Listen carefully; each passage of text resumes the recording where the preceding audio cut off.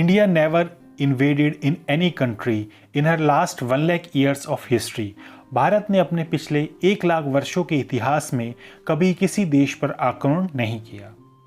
When many cultures were only nomadic forest dwellers, over 5,000 years ago, India established Harappan culture in Sindhu Valley. जब 5,000 साल पहले कई संस्कृतियां केवल खानाबदोश वनवासी थीं, भारतीयों ने सिंधु घाटी में हड़प्पा संस्कृति की स्थापना की.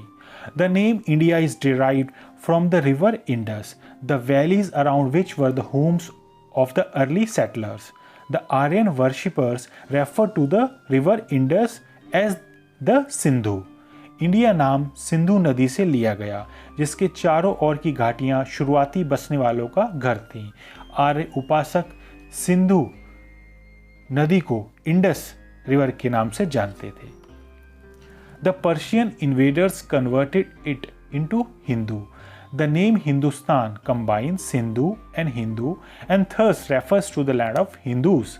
फारसी आक्रमणकारियों ने इसे हिंदू बना दिया.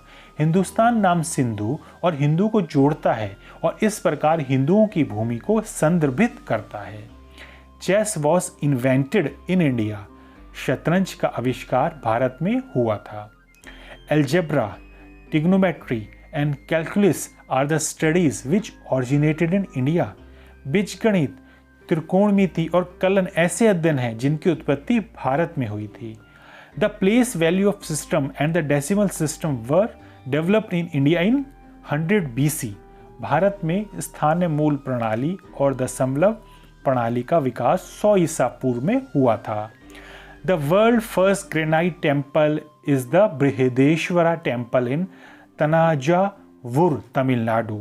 The shikhar of the temple is made from a single 80-ton piece of granite. The magnificent temple was built in just 5 years between 1004 AD to 1009 AD during the reign of Raja Ram Chola. दुनिया का पहला granite मंदिर तमिलनाडु के तंजावुर में बृहदेश्वर मंदिर है. मंदिर का शिखर 80 टन ग्रेनाइट के एक टुकड़े से बनाया गया. इस भव्य मंदिर का निर्माण राजा चोला के शासनकाल के दौरान केवल 5 वर्षों के बीच किया गया था. India is the largest democracy in the world, the 7th largest country in the world, and one of the most ancient civilization. Bharat दुनिया का सबसे बड़ा लोकतंत्र है, दुनिया का 7वां सबसे बड़ा देश है और सबसे प्राचीन सभ्यताओं में से एक है. The game of snakes and ladders was created by the 13th century poet Sant Gyandev. It was originally called Mokshpat. The ladders in the game represented virtues and the snake indicated the vices.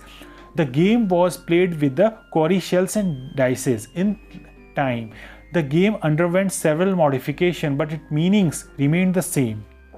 That is, good deeds take people to heaven and evil to the cycle of rebirth. सांप सीढ़ी के खेल की रचना 13वीं सदी के कवि संत ज्ञानदेव ने की थी. इसे मूल रूप से मोक्ष पथ कहा जाता था. खेल में सीढ़ी सद्गुणों का प्रतिनिधित्व करती थी और सांपों ने अवगुणों का संकेत दिया. खेल कौड़ी के गोले और पासे से खेला जाता था. समय के साथ खेल में कई संशोधन हुए, लेकिन इसका अर्थ वही रहा, यानी अच्छे कर्म लोगों को स्वर्ग और बुराई को पुनर्जन्म के चक्कर में ले जाते हैं.